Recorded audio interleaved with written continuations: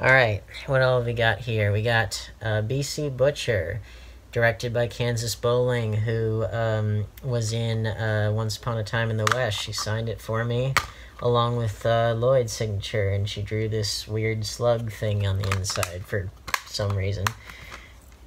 And then we got The Beaver with Mel Gibson, Jodie Foster, the late great Anton Yelchin, rest in peace, and Jennifer Lawrence, before she was a household name. And this is an underrated film, directed by Jodie Foster, and Mel Gibson, I think, does one of his most emotionally vulnerable performances by far.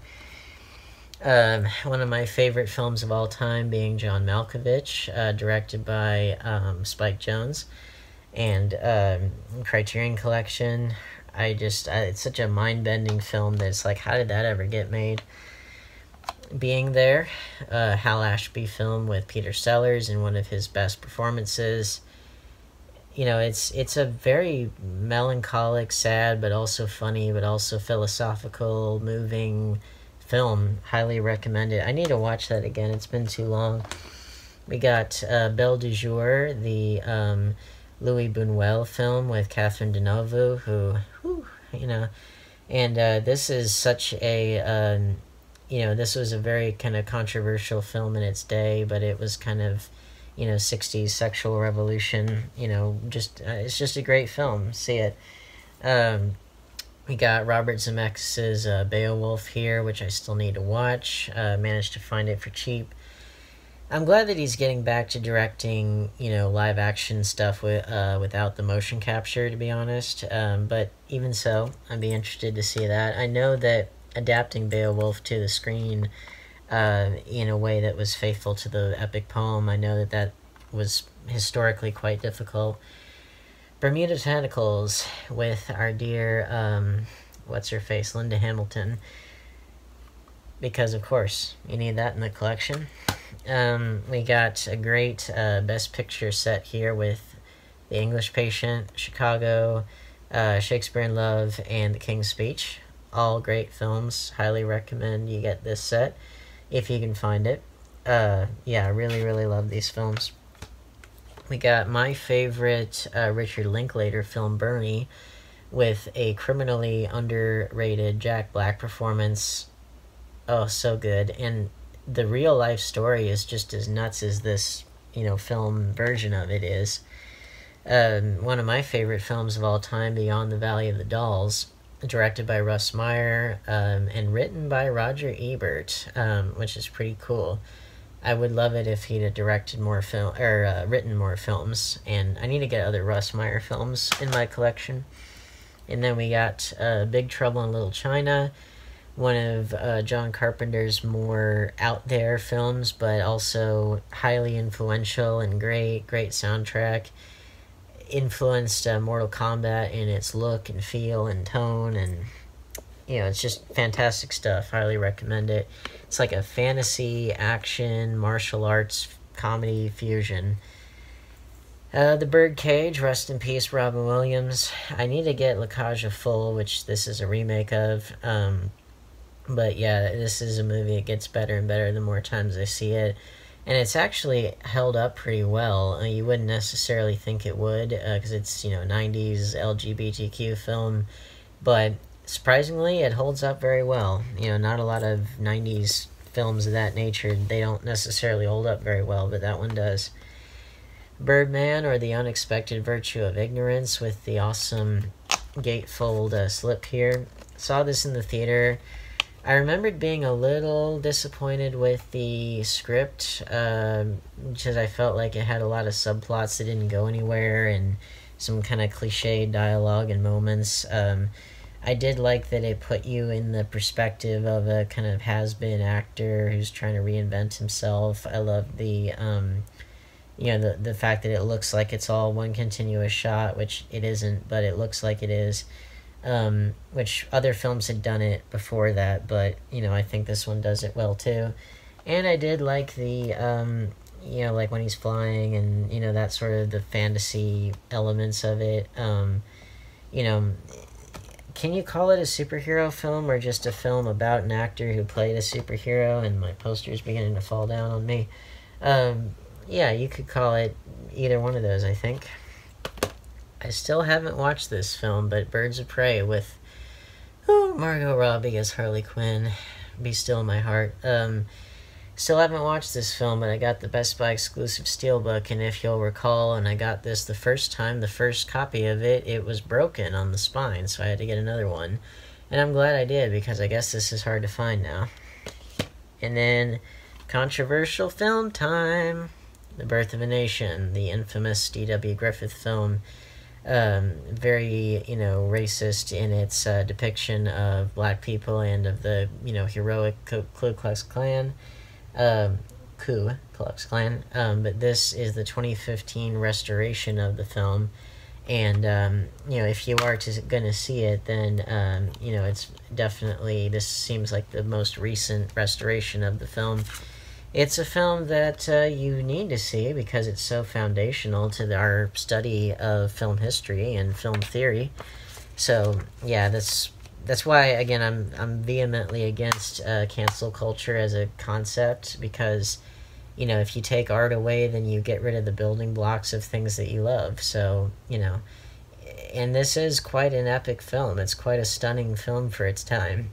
It really did kind of create film theory as we know it today and cinematic storytelling and everything. So, you can't just get rid of film history like that because without that foundation, there's nothing to stand on. But then you have the 2016 Birth of a Nation about Nat Turner, which I still need to watch this, but I'm glad I have it now. I know that Nate Parker got himself into some controversy, or rather controversy about him kind of resurfaced in the wake of the press for this film. That kind of killed a lot of its awards potential, but I love this poster, and I really like the real life story of Nat Turner.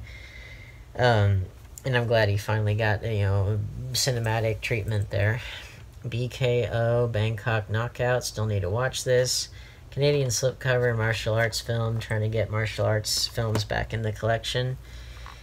My favorite slasher film, Black Christmas from Scream Factory with Olivia Hussey and Margot Kidder. This film kind of broke all the slasher rules before they were really there to break. Highly, highly recommend it. It holds up. We got Black Death with Sean Bean. Still haven't watched it, but it's a cool slip. And it's a medieval film. And then we got, this was a acquisition just today, Black Klansman, the Spike Lee film. I love Spike Lee, and this one got him his first Oscar for best, I think, adapted screenplay, if I recall. Yep. Based on the book by Ron Stillworth, who's portrayed in this film by John David Washington. And, yeah, highly looking forward to this because, again, he's a great filmmaker, and, there was a time when I wanted to work for the Southern Poverty Law Center to, kind of do this sort of thing, be able to take down, hate groups, basically. And, I still want to do that in my own way.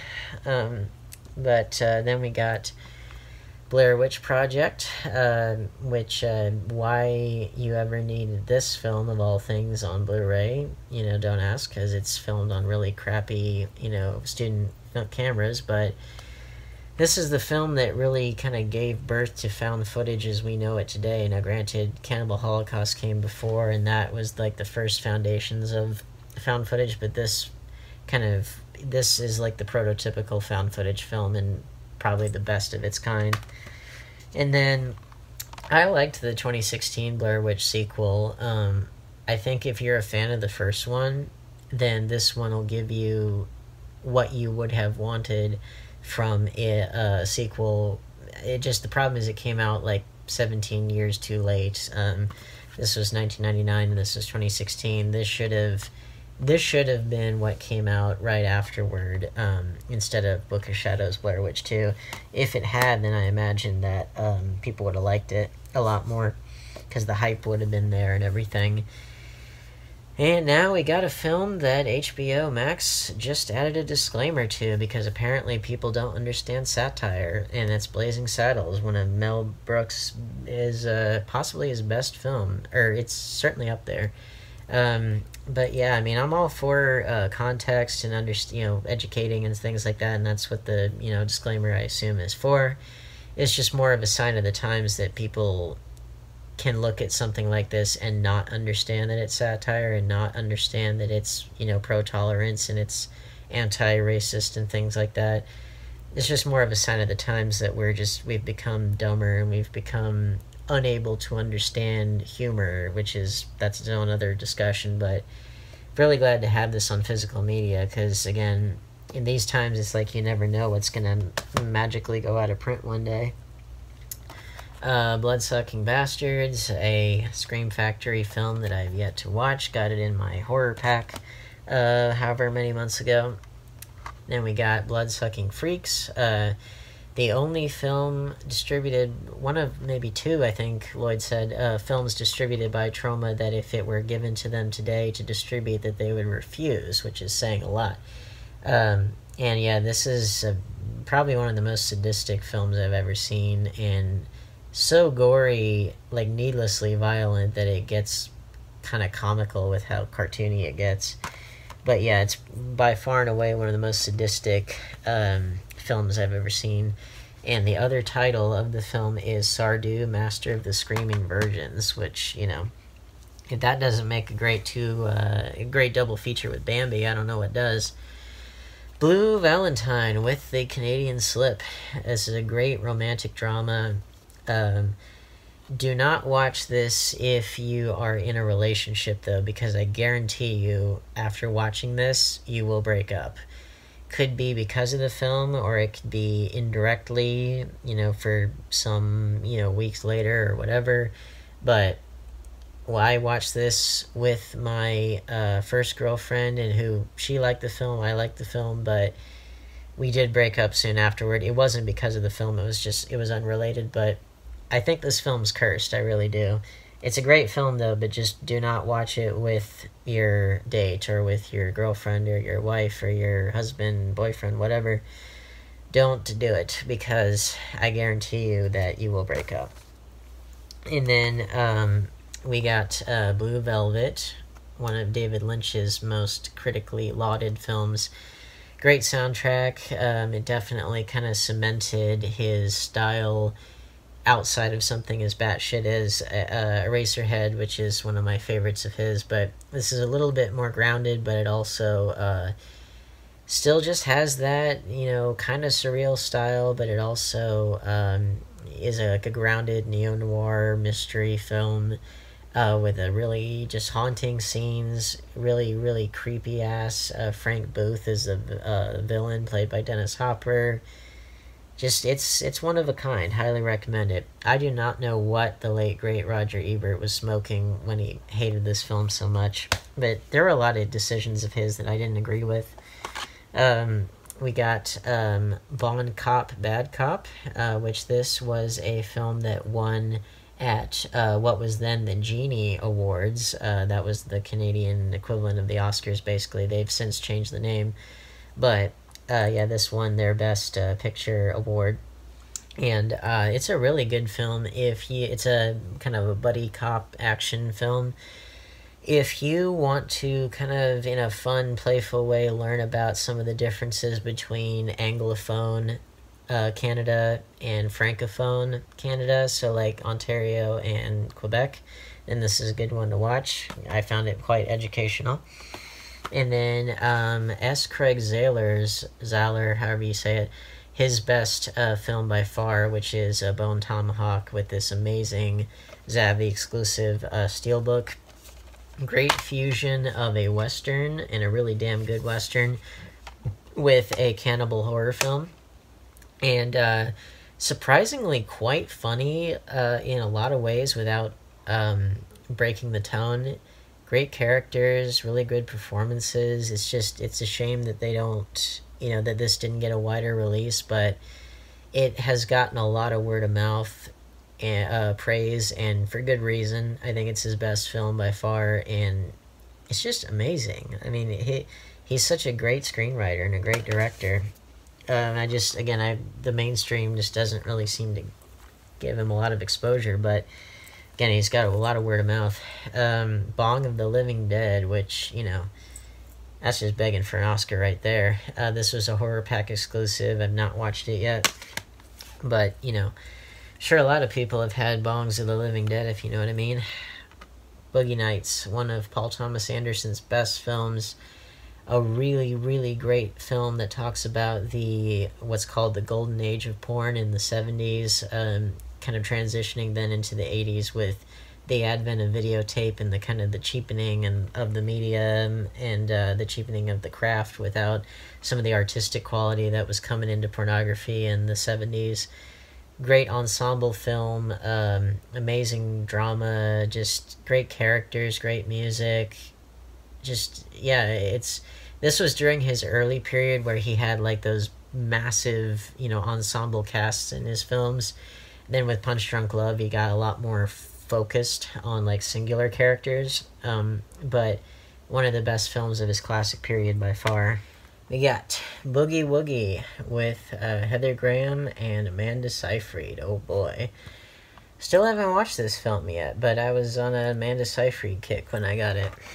And then we got a film that stuck to the next one, Book of Eli, which I've heard good things about, but I've still not watched it.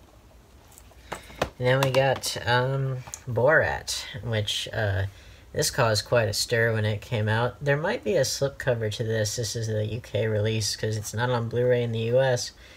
There might be a slipcover to this. I'll have to track it down, but caused quite a stir when it came out. I really enjoyed this film, and I've enjoyed the other spin-off films of the Ali G show. I like Sacha Baron Cohen a lot. I think as a comedian, he's pretty fearless, which I think you need to be in order to be a good comedian. And he's got balls, man. He really does. And then we got Born on the 4th of July.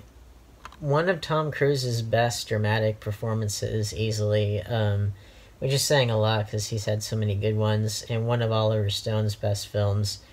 I can see why he won Best Director for this film, but just a great, great film. Very heartbreaking, based on a true story. Controversial film title coming up. Oh boy, are you ready? Boss. So this is a blaxploitation western that was written by, produced by, and starring the amazing Kevin Williamson. Is that correct? Fred Williamson, excuse me. Fred Williamson. It's an amazing film, despite its very controversial title. Again, it's he wrote the film, so don't get mad at me. That's what he chose to call it. This is basically what would happen if you did the plot of Blazing Saddles, which is it's a black sheriff in a white town, trying to dispense justice and everything. It's a really good film. It's a great action film, a great western. It's a very good film for its time. Blaxploitation films in general, they were foundational with kind of establishing black people as leading men and women, giving them like a voice on screen, and making them stars. And we wouldn't have Jordan Peele without, we wouldn't have Chris Rock directing. We wouldn't have Tyler Perry, a lot of people like that without having had something like this, or a Sweet Sweetback's Badass Song, or things, or the Foxy Brown, or things like that.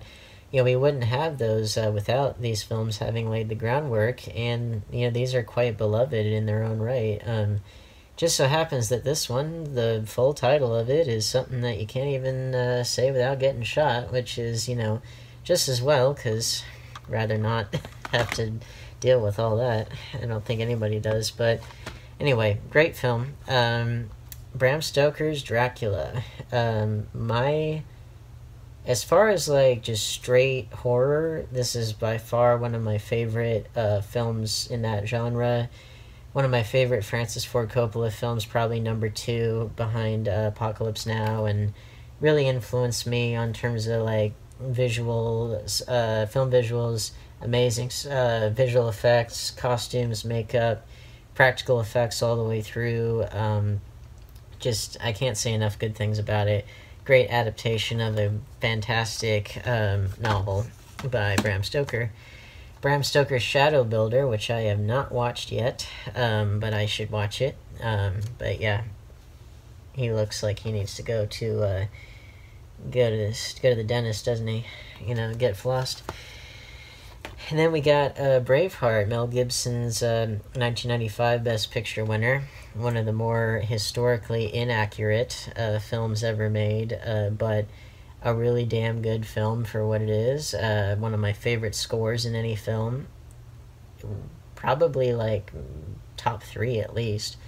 I miss James Horner, but yeah, again, master of film visuals, master of putting you in that period where, you know, just death was around every corner, and, you know, that freedom was something to fight for and die for, and, you know, just stuff that people don't really think about today. And then we got Brawl in Cell Block 99 with that really hard to find slipcover in 4K. S. Craig Zahler's second best film. It's a really violent film. It's really, but like the violence is really, it carries a lot of weight.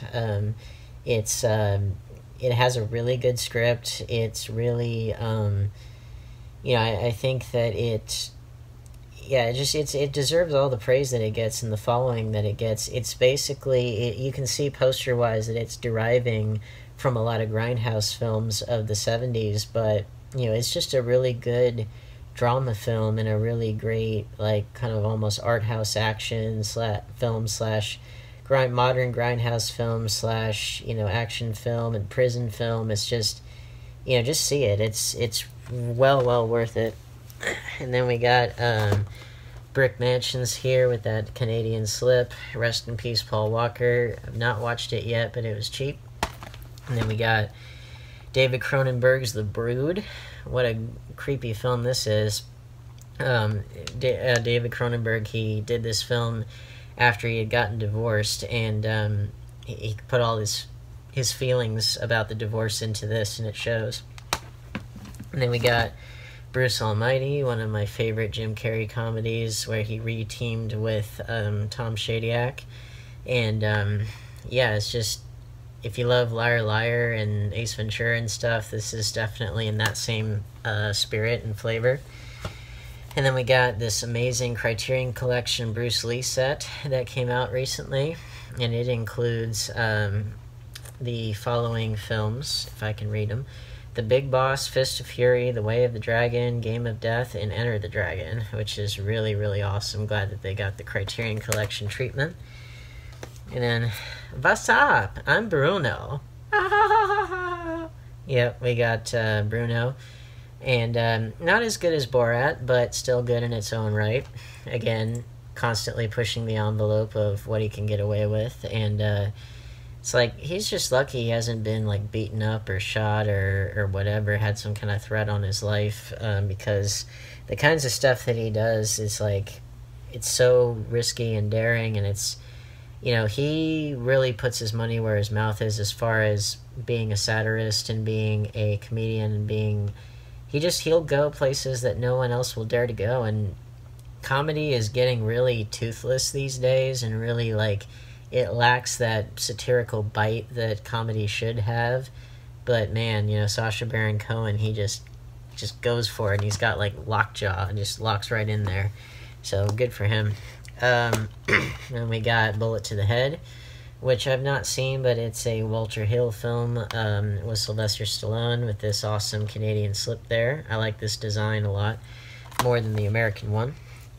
And then we got Lee Daniels the Butler, which Oprah Winfrey, she never gets a whole lot of credit, I don't think, for just what a good actress she really is. I mean, I know she got an Oscar nomination for The Color Purple, but like, she does a really good job in this film. Forrest Whitaker does a good job. It's a really good kind of examination of American history from Eisenhower to Reagan through the eyes of a White House butler, and all the different, social changes that were going on in between those times. And, the actors that they get to play the presidents, there's some out of left field choices, but they do a surprisingly good job with their respective roles. Like, I particularly thought Robin Williams as Eisenhower was good. I liked John Cusack as Nixon. I really like Liev Schreiber as LBJ. Alan Rickman as Reagan, he came across as kind of cold, but I guess that also Reagan could kind of vacillate, I guess, between being warm and also kind of cold and distant. So yeah, I guess he captured that side of it. The Bye Bye Man, which I've not seen, but it had that cool Canadian slip, and I was told by a friend of mine to watch it, so I will. And then Cabin Fever, which is a really good Eli Roth directorial debut. A lot of people hate Eli Roth for some reason, and I don't really know why. I thought this was pretty darn good for what it was, and obviously based on a real-life event where he got a horrible skin infection while, I think he was on vacation in a foreign country, but I enjoyed this film a lot. I can relate to that whole, like, being afraid of diseases and stuff. And it's particularly relevant in today's corona age, that's for sure. The Zavvi exclusive steelbook, the 4K steelbook of Cabin in the Woods, which a lot of my kind of snobby people that I knew in college who didn't like horror films but loved Joss Whedon, they really loved this film, and I liked it too. I'm not as much of a meta-humor person as some other people are, or rather when it is at the excuse of storytelling. I think this one integrates it pretty well, and it's a good kind of examination of horror films and their kind of effect on the audiences that consume them. And then we got the Cabinet of Dr. Caligari, which is a silent classic, a German expressionist classic, one of the best films of its time. Influenced me personally, artistically, so highly recommend you watch this if you haven't already. And then we got one of the most controversial films ever made, Caligula, with this amazing arrow cover here, which is very family friendly. And I think this is an underrated film, personally. I think I'm curious to see what the restored cut of this film that gets closer to what Tinto Brass and what's his face, Gore Vidal, what they had in mind for this story, because I know that Bob Guccione got in there and he recut things and inserted the penthouse pets and things like that. I think it's underrated for what it is, or for in its current form, because it's got amazing performances from Malcolm McDowell and John Gielgud and Peter O'Toole, Helen Mirren, just like top tier talent. And one of Malcolm McDowell's best roles by far. And it has a cult following now. Candyman, this amazing Arrow steelbook with the inimitable, incomparable Tony Todd. Really creepy person on screen, but from what I understand, really nice guy. I haven't met him personally, but he was nice to me on Twitter. But yeah, this is a great film. Great kind of horror film about the African American experience, and I believe it was a Clive Barker adaptation. We got several cannibalism films. I'm a big fan of cannibalism in films. I got Cannibal Ferox here. With the soundtrack, which I love the fact that in these cannibal films they have such like disco-y, funky soundtracks, and like synthy, and it's like it's such a contrast, but it's so great. It's such a product of its time. But this is a good one. This film very directly influenced Eli Roth's The Green Inferno, and I enjoyed this film. This film and some other ones we'll look at, it has real animal death, so just be warned. This one's not as sadistic as some other ones will be, but still worth a watch if you like cannibalism in films. Need to finish this film, Cannibal Girls, the Ivan Reitman directorial debut, Canadian horror comedy, kind of before he hit it big with like Meatballs and Ghostbusters and things like that. And then this one, it says the most controversial film ever made, which I don't know about most, but it's certainly one of. And it's pretty high up there, I would say, as far as controversial, because Cannibal Holocaust has real animal death and, like, particularly sadistic animal death. Like, I mean, like, full-blown, you would get arrested for animal cruelty today kind of animal death. And, this film, like, it was controversial because of, well, that and the fact there's a lot of it, but also because of that and because you couldn't fake it, then when the humans get killed, then it helps kind of bridge that gap in people's minds as far as suspending disbelief, so you think that what you're seeing is real. But this film actually got the director arrested because they thought that he made a real snuff film and, like, really killed his actors, but he had to prove that they were all still alive. And it helped to lay the seeds for, lay the groundwork for found footage as we know it today. And then we got Capote. What a great film this is. Philip Seymour Hoffman, rest in peace. Totally deserved that Best Actor Oscar. What an amazing film this is. About a really interesting person in a really chilling true crime case. We got the original version of Carrie with that alternate slipcover design that I like more than the standard one, and the Chloe Grace Moretz version, which I like both of these. I think, they're interesting to compare because this one, it's like if you want to see Carrie as more of like an outright freak and an outsider, then this is definitely it.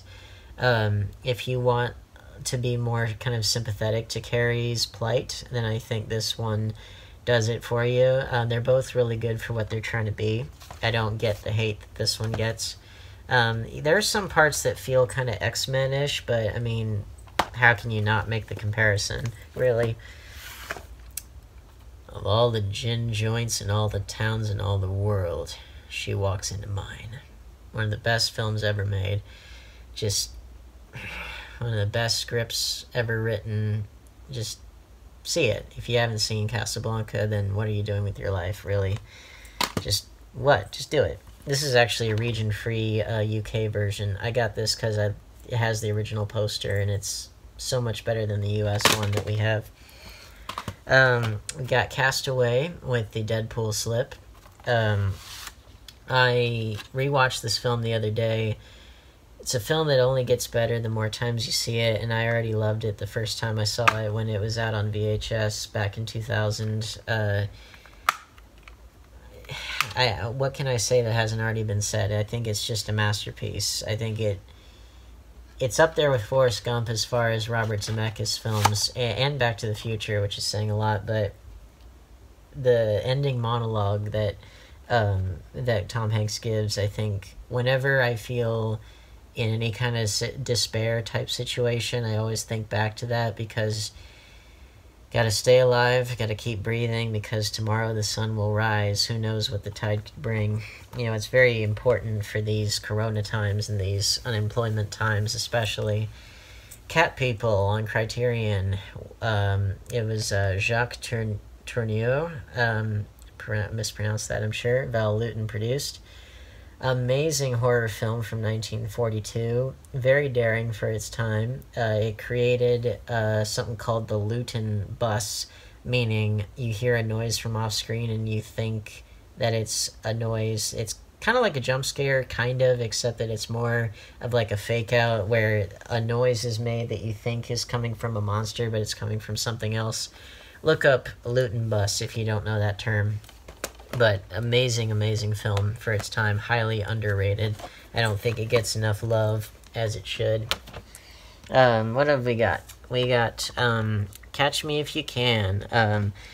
A Steven Spielberg kind of true crime, comedy, drama film. It's one of the more unique ones in his filmography, I think.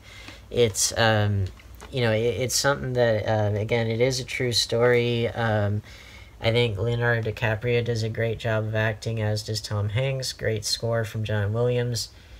Did Leonardo DiCaprio do another film with Steven Spielberg after this? I don't think so. Not that it jumps out at me.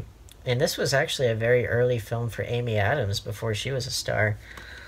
And we got The Cell, the Jennifer Lopez sci-fi horror film with Vince Vaughn and Vincent D'Onofrio. I absolutely love this film. Highly, highly recommend it if you've never seen it. This is the Canadian one with the slip. I have not watched The Cell 2, and I know that the camera shook. Not cutting it out. This is The Cell 2. I've not watched it yet. I need to finish this film, The Changeling. I've heard great things about it. This is a Severin release. Yeah, still need to finish it, though. Charlie Wilson's War with Amy Adams and Tom Hanks and Philip Seymour Hoffman and Julia Roberts, directed by Mike Nichols, written by Aaron Sorkin. Amazing stuff. Don't know why it doesn't get talked about more. It really should. Great stuff. Not watched this film yet. Chernobyl Diaries, found footage. I've not, I haven't watched it yet. And then we got all of the Child's Play films. The first one on Scream Factory with that awesome slipcover there. Got the second one and the third one. And we got Bride of Chucky, where they parodied the Scream 2 poster. And Seed of Chucky, which I remembered seeing a newspaper ad for that when I was young. We got Curse of Chucky. I always get these mixed up. Curse of Chucky. One of two direct-to-video ones. And then Cult of Chucky with that lenticular slip. And then the Mark Hamill 2019 reboot film. And so that's the Child's Play series. And we got The Children, which I've not seen yet, but I heard really good things about it. I think it's like a Christmas-themed horror film. Children of Men, this awesome Arrow release, Arrow Academy, that's only in the UK. It's got a great cover, too. And then Chimes at Midnight, the Orson Welles film about the Shakespearean character Falstaff.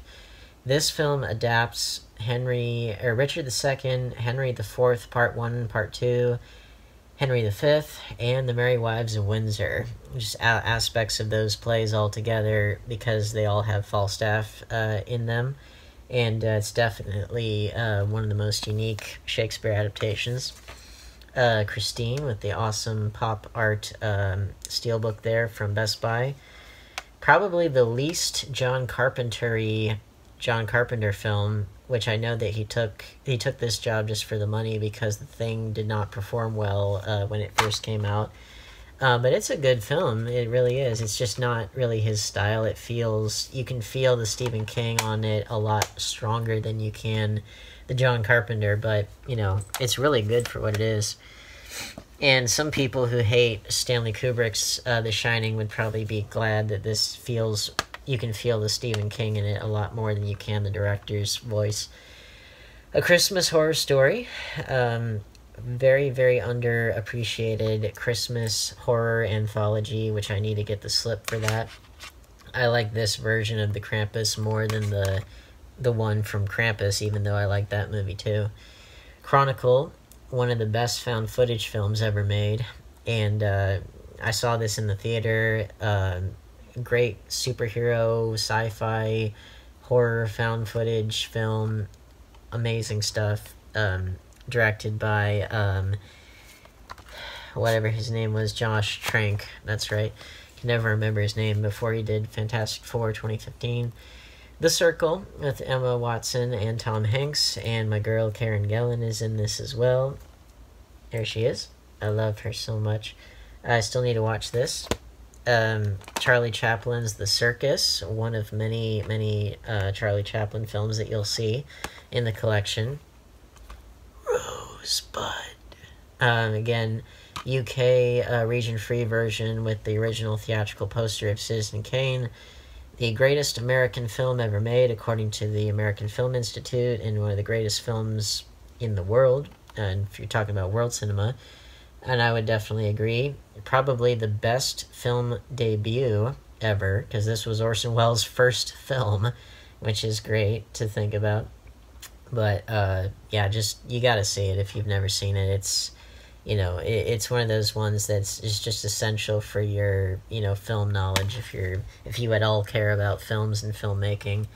But despite this being the greatest, you know, American film ever, Orson Welles, who made it and starred in it and wrote it and everything, his favorite film was this one, City Lights, which is also regarded as one of the best films ever made. This is my favorite film of all time, and the fact that the master, that it was his favorite film of all time, I think that tells us something.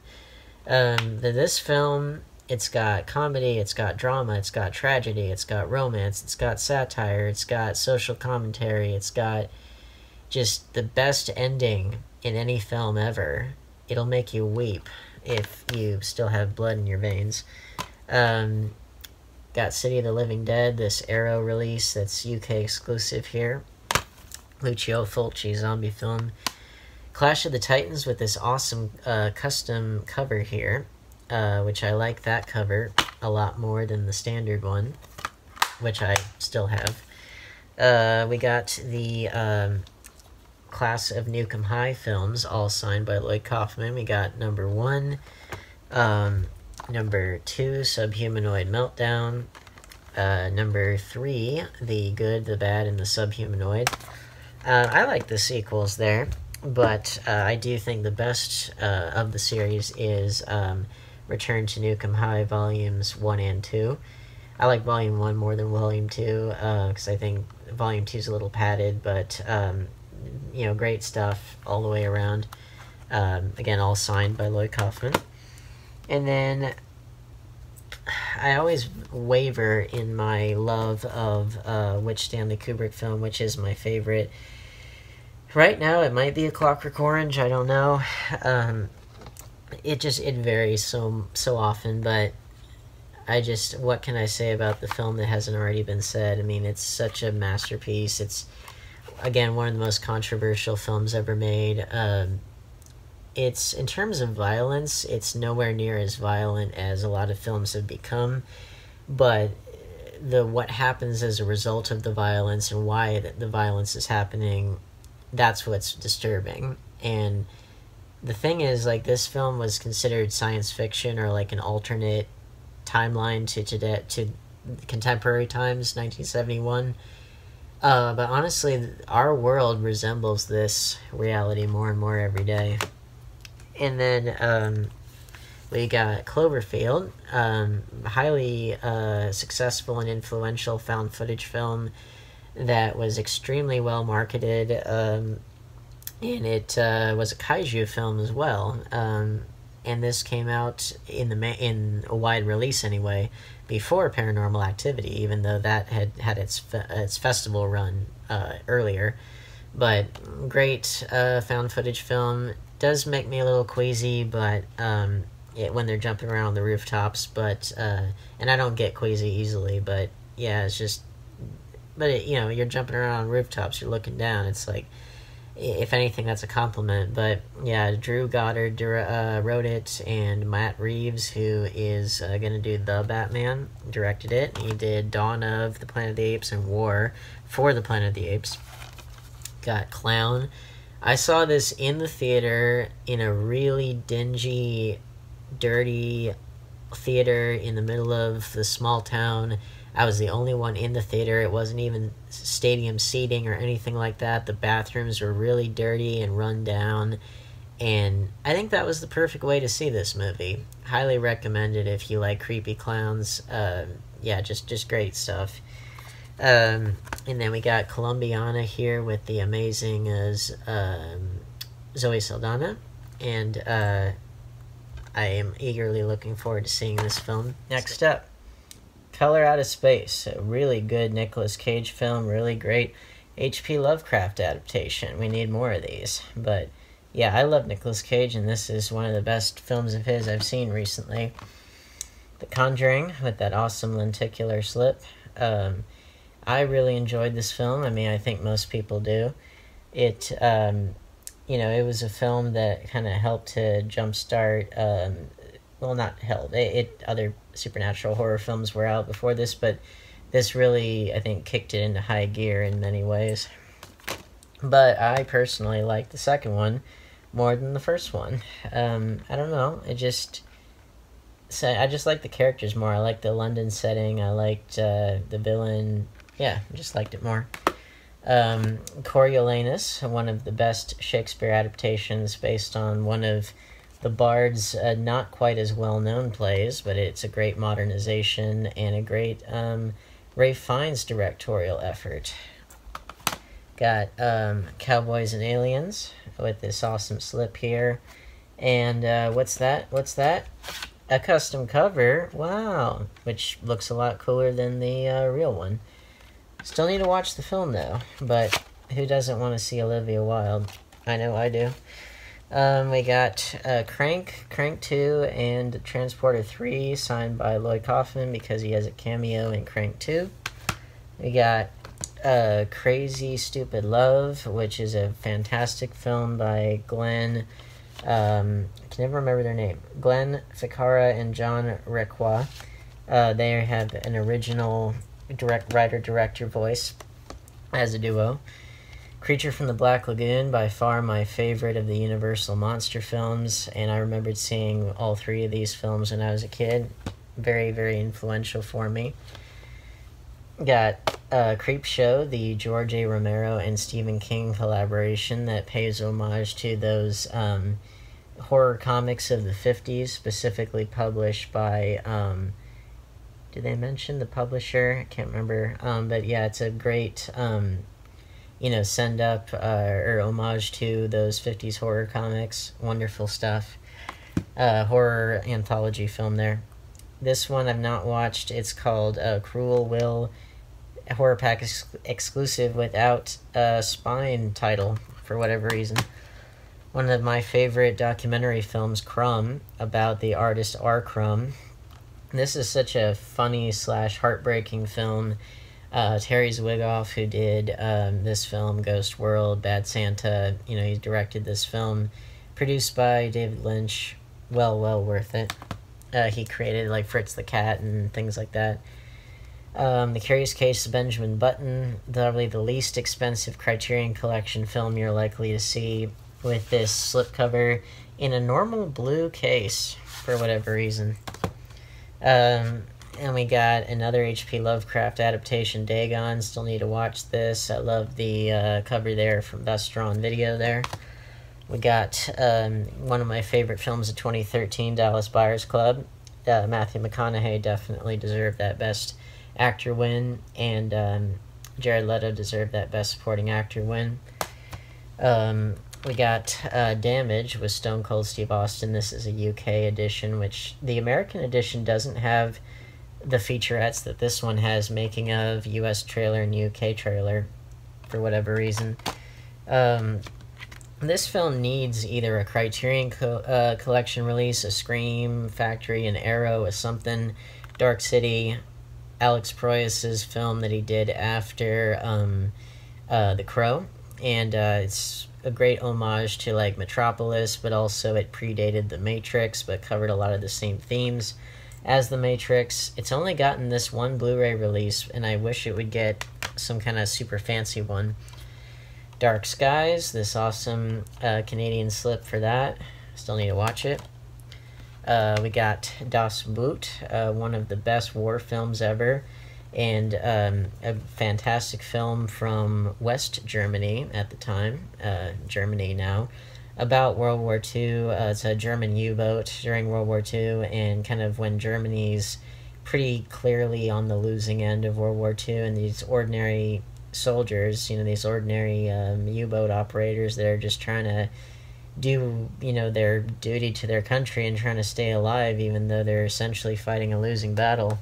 It's so claustrophobic, and so just, it deserves all the praise that it got.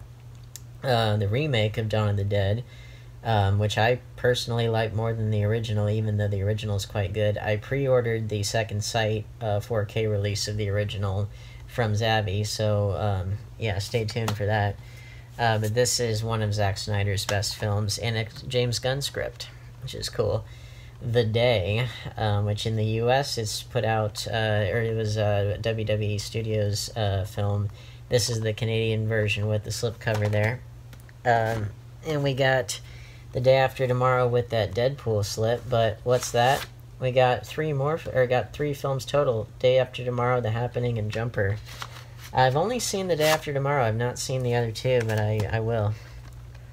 Day of the Dead, which now, normally I put films in a series, I put them together, but, Dawn of the Dead I don't have in the collection because I sold the one I did have to get the second sight one. The first one I have in a box set, which I'll show you in a minute. The continuity of these films is extremely loose, and that's being generous. Like, I personally, they don't really have much to do with each other at all. And that's why I don't really put them together. And George Romero, he did not consider these films to be in a series, really. They just happen to have zombies in them. This is one of my favorites of the Dead movies that he did. I really dug this one. I don't know why it wasn't as well received at the time, but it has gotten a lot of subsequent praise, which is what it deserves. And then Day of the Dead, whatever it is, it's the remake is, Bloodline, the 2018 one, not the 2008 one, which I do have that in a box set, which we'll get to later. This is that awesome Canadian slip for it. Still haven't watched it. Custom cover for The Day the Earth Stood Still, one of the best science fiction films ever made, by far and away. Klaatu Barada Nikto. Ugh, I can't say enough good things about it. I have not seen the Keanu Reeves one. Days of Heaven, one of the best Terrence Malick films from 1978. And then he had a 20-year hiatus and came back with The Thin Red Line. For whatever reason, he had a long gap between films.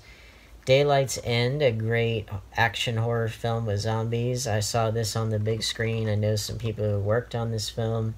It had a screening in Uptown Charlotte. It's just highly, highly underrated film. Definitely track it down. This is the German Blu-ray release of it. The Deadlands was a New Zealand film about Maori warriors, which still haven't watched it, but it looks like it's in that similar kind of vein to something like Apocalypto. Deadfall, Canadian slip, Canadian action thriller. Got it because it was cheap, and it had a cool slip. We got Dead Hooker in a Trunk, the Soska Sisters debut film. Can't wait to watch this. Glad that this is on Blu-ray. It's a horror pack exclusive, and I got it on eBay. That was before I restarted my subscription. Dead Poet Society, rest in peace, Robin Williams. This one and Good Morning Vietnam, I think they deserve Criterion releases, personally. Dead Ringers, one of David Cronenberg's best films, easily, and it's in... I forget who it was, the Canadian Film Institute or something like that regarded this as one of the top 10 best Canadian films, and I could certainly see why. Deadly Blessing, which I believe is, a Wes Craven film, still haven't watched this. Found it for surprisingly cheap with the slipcover. I did not expect that at all. Got Dear John. Why do I own this? Because Amanda Seyfried's hot. That's why. And, I was in the mood and it had a slipcover, it's Target exclusive, and I guess I, need to get my Nicholas Sparks on one of these days, and, it's just good to have, some of those romance films in the collection if and when you ever need a date movie or something. Death Race 2000, how appropriate, it's right next to that. Love this film, Roger Corman produced film. Love this movie to death. Early starring vehicle for David Carradine and Sylvester Stallone before Rocky. And then Death Race 2050, which I've not seen yet. That was with Roger Corman back in the producer's chair. And then that's that continuity of films. And then we have the remake continuity of films, Death Race with Jason Statham there. All of these have their slips, which is great. Death Race 2, and they're all the Canadian editions too. Death Race 3, and Death Race Beyond Anarchy. And we got these films, which they came back into print. The Death Stalker, the first two of them, came back into print briefly with Scream Factory, and so I made sure to grab that up when I could, because I regretted not being able to get it before. Deep Blue Sea with Samuel L. Jackson. Deep Blue Sea 2, the third one's coming out before too long. Got Deep in the Darkness, which I was able to find for not too much. I think this is either out of print or it's going out of print. We got The Deer Hunter with this awesome slip, 4K slip from Shout Select. Michael Cimino's very, very highly celebrated war film about the Vietnam War. Controversial because of the, what am I trying to say? The Russian roulette scene, which there was some controversy surrounding it because of the, verification of whether that actually happened or not. We got Defiance here, which I remembered seeing in the theater. I haven't watched it since theaters. And we got Deliverance with this amazing custom cover here, which I want to say this was the original poster, or at least an original poster for it. Better than the standard cover art here. We got The Descendants. Saw this in the theater. I love Alexander Payne. This is one of my favorite George Clooney performances. And Shailene Woodley, when I saw her in this role, I was like, that girl's going to be a star. I was right. I know how to pick them. Got The Descent, which I still need to watch. We got the Deadpool slip for The Devil Wears Prada. Kind of a tough film for me to watch now because my ex-fiance really loved this film, and she showed it to me kind of at the ending stages of our engagement, and she was kind of using it as almost like a justification for why she was breaking it up, us up in a way. She didn't explicitly do that, but it was pretty clear that, in the same way that Anne Hathaway's character, puts her career first, and at the expense of her relationship, not in addition to, or, working just as hard as, it leaves a kind of a bad taste in my mouth, but it's not the film's fault. And it's a Deadpool slip. Devil's Due, highly underrated found footage film, I think. Covers similar territory to Rosemary's Baby, but I think in a very compelling way. And then we got Dick Tracy, the one of the most nominated comic book based films, or technically comic strip, based films from 1991, 4 or 5 Oscars, something like that. Really good film. Highly recommend it. It's a shame that so many people these days haven't seen it. The Dictator with that awesome Best Buy exclusive slip with the fuzzy beard. And this was basically Sacha Baron Cohen making fun of Muammar Gaddafi before he died, which I believe he's dead, yeah. And for sure before he got deposed. And then Die Hard, the best Christmas action film ever, if not best Christmas film, period. And as far as just straight action, possibly the best action film ever, without, blending in another genre like sci-fi. Director's Cut, amazing found footage film with Adam Rifkin film starring and written by Penn Jillette, who I absolutely love. What an amazing film this is. Highly, highly recommend it. Cannot recommend it enough. Penn Jillette is someone who he thinks differently than most people in the best possible way. He's one of the few people out there who has really original ideas. Got The Disaster Artist here, about the making of The Room, which is the best bad movie of all time, bar none. And this is a very great film about filmmaking. It's kind of the Ed Wood of this generation. It's about, pursuing your dreams, just going for it, not letting people stop you, and, if people like it, then great, and if they don't, that you still got your vision realized. Very inspirational if you're a filmmaker. Disco Godfather, oh boy. The first of the 4 Rudy Ray Moore films in his, classic film period there. It's a Vinegar Syndrome one.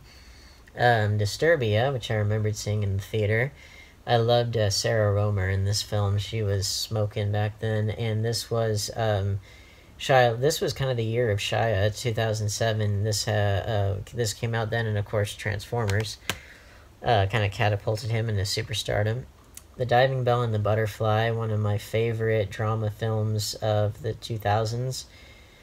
Man, this film hits me like right here because, if you've ever felt like a prisoner of your own body, this will definitely, you can relate to it, or, just it puts you in that mindset.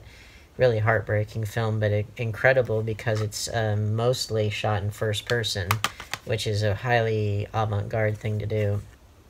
Do the Right Thing, my favorite Spike Lee film, and one of the most intelligent films about race I think that's ever been made, if not the most intelligent. It's actually more relevant now than it was in 1989, even though it was extremely relevant then.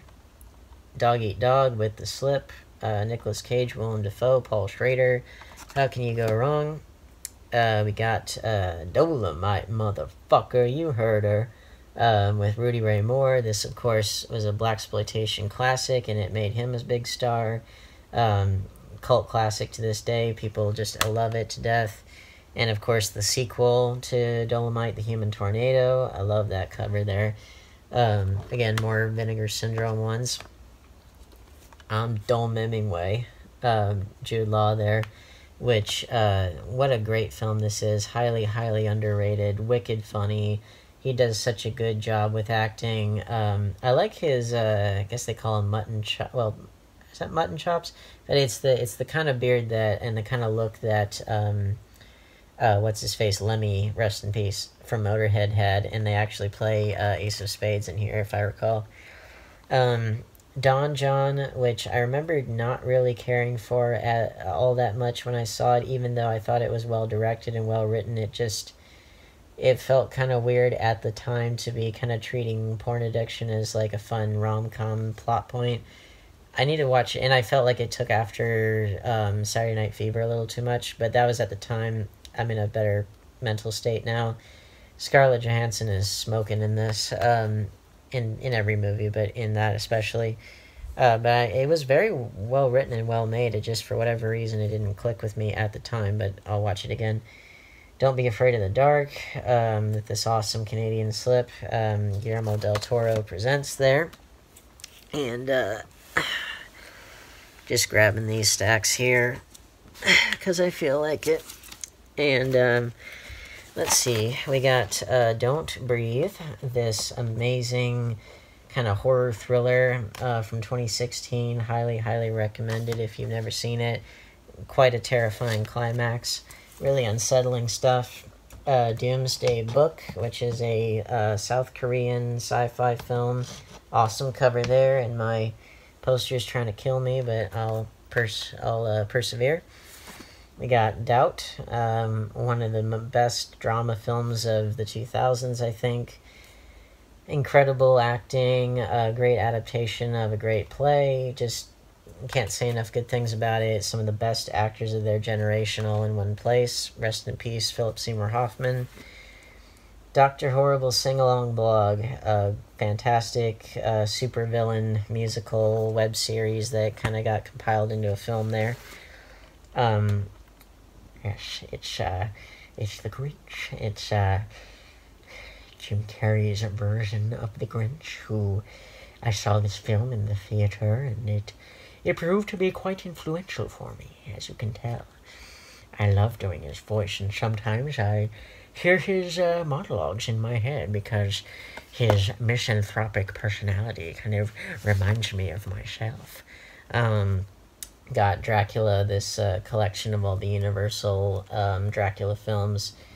Bela Lugosi, what more can you say? Iconic horror actor. Dracula has risen from the grave, the only of the one of the Hammer Draculas that I have, which is sad. I need to get the rest of them. We got Drag Me to Hell. Sam Raimi's kind of return to horror after 3 Spider-Man films in a row. Great film there. Dragged Across Concrete, which this is probably my least favorite S. Craig Zahler film, even though it's quite good. Mel Gibson and Vince Vaughn do a good job. I think it was maybe a little bit too long, but yeah, it's a good crime kind of corrupt cop crime film, kind of neo-noir you could call it. Definitely good if you like that kind of 70s vibe of cop crime films, but brought into the modern day. All right, rapid fire here. We got Dragon Ball Z Season 1, Season 2, Season 3. These all have the slips. Season 4. Need to get the movies also. Dragon Ball Z Season 5. Season 6. I wonder if they call it Dragon Ball Z in other countries. Got Season 7. Or Dragon Ball Zizzle, we can call it that. Season 8. And Season 9. Got Drive, the Nicholas Winding Refn film with Ryan Gosling, this awesome Best Buy Steelbook. Saw this in the theater, loved it. Gets better every time I see it. Amazing soundtrack. Drive Angry 3D, one of the most entertaining kind of modern grindhouse films you'll ever see. Amber Heard, who's kind of notorious now, but she was absolutely gorgeous and is good alongside Nicolas Cage. This is such a batshit insane film. I absolutely love it because it is so batshit insane. Just watch it. It's so, if you like, this is almost like Sharknado in a weird sort of way, but with name actors, and it cranks up the ridiculousness to 11 and leaves it there, and that's why I love it. And we got Dumb and Dumber and The Mask, 2 amazing Jim Carrey films. I just, it's smoking. Somebody stop me. And we got Dumb and Dumber 2. Not the best sequel, but far from the worst. And I need to clear all this out so I can do the next batch.